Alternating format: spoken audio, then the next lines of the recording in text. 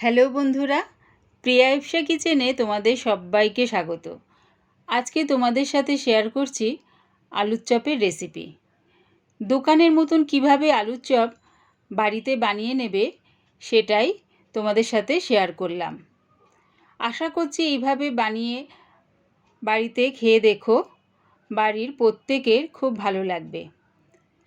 রেসিপিটা ভালো লাগলে প্লিজ আমার চ্যানেলটিকে লাইক, কমেন্ট ও সাবস্ক্রাইব করে দিও। প্রথমে একটা মশলা তৈরি করে নেব।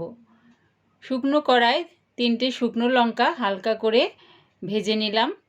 তার মধ্যে দিয়ে দিচ্ছি 1 চামচ সাদা গোটা জিরে, 1 চামচ গোটা ধনে, 1 চামচ মৌরি, 2টো ছোটো এলাচ আর দিয়ে দিচ্ছি 2টো তেজপাতা চিড়ে দিয়ে দিলাম। এগুলো হালকা করে ভেজে নেব। যখন দেখবে মশলা থেকে সুন্দর একটা গন্ধ আসছে, নাবিয়ে ঠান্ডা করে মিহি একটা পেস্ট বানিয়ে নেব। আমি এখানে 4টে আলু সেদ্ধ করে নিয়েছি। এবারে আলুগুলো ভালো করে ম্যাশ করে নেব, যাতে আলুর মধ্যে কোনো বড় বড় টুকরো না থাকে। আলুগুলো ভালো করে ম্যাশ করে নিয়েছি। এবারে কড়াই দিয়ে দিলাম 2 চামচের মতন সর্ষের তেল। তেলটা দিয়ে ভালো করে গরম করে নিতে হবে। এবারে দিয়ে দিচ্ছি একটা মাঝারি সাইজের পেঁয়াজ কুচি। পেঁয়াজটা দিয়ে হালকা লাল করে ভেজে নেব।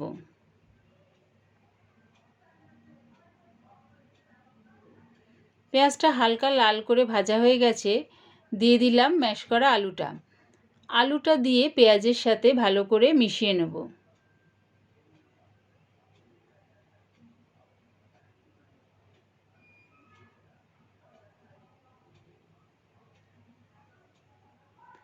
আলুটা পেঁয়াজের সাথে ভালো করে মিশিয়ে নিয়েছি। এবার দিয়ে দিলাম 1 চামচ রসুনের পেস্ট, 1 চামচ আদার পেস্ট, হাফ চামচ লঙ্কার গুঁড়ো, আন্দাজ করে হলুদ গুঁড়ো আর দিয়ে দিচ্ছি স্বাদ অনুযায়ী নুন। এই সবগুলো দিয়ে ভালো করে কষিয়ে নেব।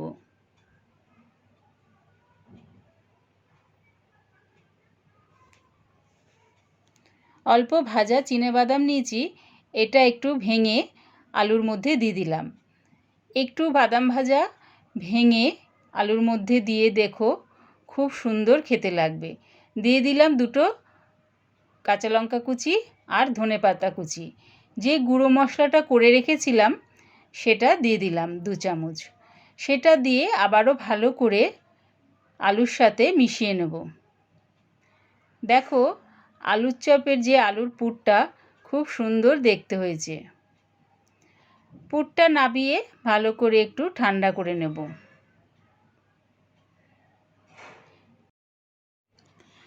এবারে একটা ব্যাটার বানিয়ে নেব।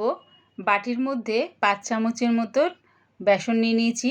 তার মধ্যে দিয়ে দিলাম 2 চামচ কর্নফ্লাওয়ার আর স্বাদ অনুযায়ী নুন আর সামান্য একটু হলুদ গুঁড়ো। প্রথমে এই শুকনোগুলো ভালো করে মিশিয়ে নেব। তারপরে একটু জল দিয়ে দিয়ে ব্যাটারটা তৈরি করে নেব। প্রথমেই একেবারে বেশি করে জল দিয়ে দিও না, অল্প অল্প জল দিয়ে ব্যাটারটা বানিয়ে নিও। ব্যাটারটা খুব একটা পাতলাও হবে না, আবার খুব বেশি ঘনও হবে না। দেখো, ব্যাটারটা ঠিক এই রকম তৈরি হবে। এবারে কড়ার মধ্যে বেশ খানিকটা রিফাইন তেল দিয়ে দিলাম। তেলটা প্রথমে হাই ফ্লেমে গরম করে নেব। যতক্ষণ তেলটা গরম হচ্ছে, এবারে আলুর পুর থেকে একটু একটু করে আলু নিয়ে এরকম ছোট ছোট বল তৈরি করে নেব প্রথমে।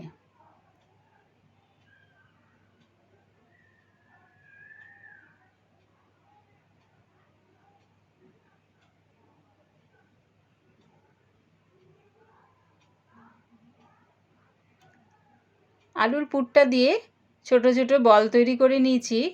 এবারে হাতের মধ্যে সামান্য একটু সাদা তেল দিয়ে ভালো করে 2 হাত দিয়ে তেলটা মাখিয়ে নিয়েছি।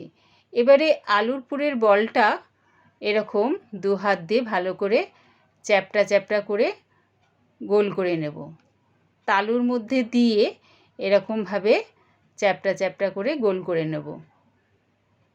দেখো রেডি হয়ে গেছে। এবারে বেসনের ব্যাটারটার মধ্যে দিয়ে দিলাম। আবারও ওই একইভাবে আলুর বল নিয়ে হাতে তালু দিয়ে এরকম চ্যাপ্টা চ্যাপ্টা করে আলুর চপের শেপ করে নেব। দিয়ে বেসনের ব্যাটারটার মধ্যে দিয়ে দিলাম। বেসনের ব্যাটার মধ্যে এরকম আলুর চপটা ডিপ করে তেলের মধ্যে ছেড়ে দিলাম। এই সময় গ্যাসটাকে মিডিয়াম ফ্লেমে করে নেব। আবারও ওই একইভাবে আলুর পুরটাকে বেসনের মধ্যে ডিপ করে তেলের মধ্যে ছেড়ে দিলাম। এবারে চপটাকে উল্টে পাল্টে ভালো করে ভেজে নেব। দেখো চপগুলো কি সুন্দর ফুলে উঠেছে, পুরো দোকানের মতন দেখতে লাগছে। আলুর চপগুলো উল্টে পাল্টে লাল করে ভেজে নামিয়ে নিলাম।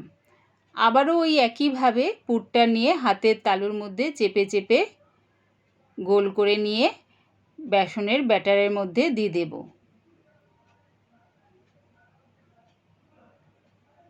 আবারও বেসনের ব্যাটারের মধ্যে ডিপ করে তেলের মধ্যে ছেড়ে উল্টে পাল্টে লাল করে ভেজে নামিয়ে নেব।